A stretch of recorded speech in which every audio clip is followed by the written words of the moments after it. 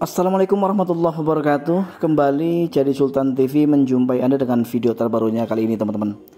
Kali ini kita akan langsung saja membahas mengenai bagaimana sih cara pencegahan penyakit atau cara membuat ayam-ayam kita tetap tumbuh kembang secara sehat dan bisa memiliki pertumbuhan yang maksimal sehingga bisa cepat panen. Tetapi yang akan kita bahas kali ini, kita lebih memprioritaskan kepada bagaimana cara pencegahan masuknya penyakit. Dan tentu saja teman-teman dan sobat semua, cara yang akan kita jelaskan pada kesempatan kali ini merupakan cara yang sangat-sangat simpel sekali. Dan alhamdulillah hasilnya sangat luar biasa teman-teman. Yang pertama sekali, apabila teman-teman membeli ayam-ayam dari luar atau untuk menambah populasi tetapi teman-teman harus membeli dari luar kembali, maka yang perlu teman-teman lakukan adalah mengkarantina terlebih dahulu ayam baru sebelum kita gabungkan dengan ayam-ayam yang lain di kandang kita teman-teman. Kenapa kita mesti mengkarantina ayam baru kita? Tujuannya adalah untuk mengantisipasi, mana tahu ayam yang kita beli merupakan ayam yang membawa virus dan penyakit, maka dengan cara kita mengkarantina secara otomatis ayam-ayam kita bisa tidak tertular. Untuk langkah yang kedua teman-teman dan sobat semua, perlu teman-teman pahami bahwa kita harus mentargetkan sampai usia berapa DOC yang kita besarkan ini berada di kandang box teman-teman. Dan saya sarankan di usia 1,5 bulan itu paling lambat kita harus sudah turun kandang DOC ini. Kenapa? Karena kalau kita melakukan pembesaran menggunakan kandang box sampai usia panen, yaitu usia 5 atau mungkin bahkan sampai 6 bulan, maka tentu saja ini akan sangat rawan sekali terhadap penyakit teman-teman. Nah, penyakit itu berasal dari mana? Yaitu dari kotoran-kotoran ayam itu sendiri teman-teman. Bisa dibayangkan ketika teman-teman membesarkan 50 DOC saja di kandang pembesaran dan akan teman-teman besarkan dari 0 sampai pada usia panen, berapa kotoran yang menumpuk di kandang pembesaran itu sendiri, di luar dari yang brojol atau yang keluar melalui lubang-lubang lantai kandang teman-teman. Maka dari itu, inilah pentingnya kita memahami di usia berapa kita harus melakukan turun kandang untuk ayam-ayam yang kita besarkan di kandang box teman-teman. Nah, contohnya seperti ini. Nah, kemudian jika ada yang berpendapat, bukannya itu nanti akan sama saja banyaknya kotoran yang ayam-ayam kita keluarkan, baik yang ada di lantai seperti ini maupun yang ada di kandang box, itu tetap jumlahnya sama karena memang jumlah ayamnya itu sama. Nah, memang betul teman-teman dan sahabat semua, tetapi yang menjadi masalah adalah ketika kita turunkan seperti ini di lantai, kita akan mudah sekali untuk membersihkannya.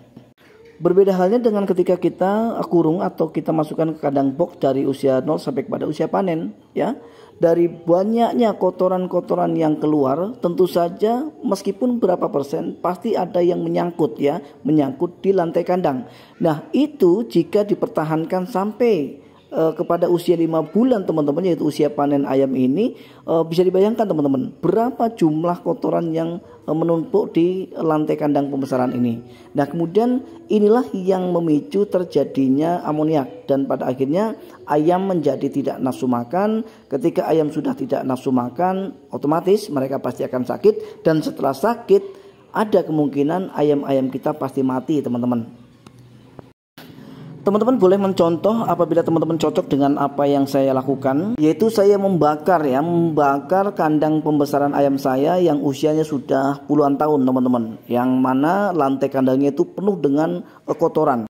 Nah, tetapi teman-teman dan sahabat semua, ini bisa dilakukan ketika usia kandang pembesaran kita sudah puluhan tahun Tapi kalau memang masih baru, contohnya seperti ini, jangan sampai dibakar teman-teman. Apa manfaat yang bisa kita dapatkan ketika kita membakar kandang pembesaran kita yang sudah usianya puluhan tahun teman-teman? Jelas, ketika di situ ada kandang yang mana menumpuk dan bertimbun kotoran-kotoran ayam kita, tentu saja banyak sekali bakteri, banyak sekali virus. Nah, dengan cara kita membakarnya, maka secara otomatis bakteri-bakteri yang ada di kandang itu pasti akan hilang dan tidak bisa menyebar ke kandang lain teman-teman. Teman-teman juga bisa melakukan pemberian pakan secara disiplin dengan jenis pakan yang tentu saja memiliki kandungan nutrisi yang cukup ya, diantaranya adalah protein, karbohidrat ya, vitamin. Itu memang wajib ya untuk kita berikan pada ayam-ayam kita, meskipun sesekali kita harus berikan pakan dari alternatif juga teman-teman.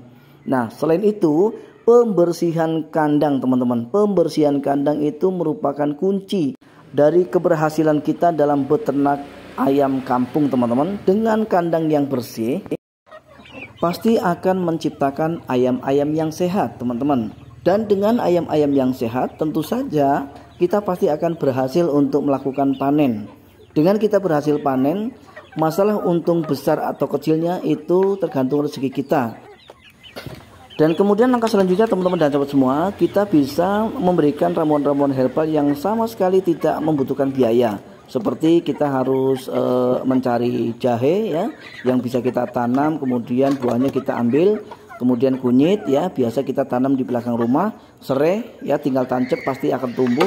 Itu semua bisa kita manfaatkan ya untuk dijadikan sebagai ramuan herbal yang bisa menyehatkan ayam-ayam kita.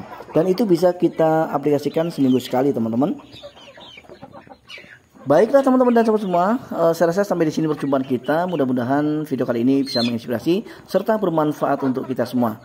Assalamualaikum warahmatullahi wabarakatuh. Mudah-mudahan kita akan bisa berjumpa kembali pada video-video Jadi Sultan TV berikutnya. Salam ternak, salam satu hobi, dan salam sukses untuk kita semua.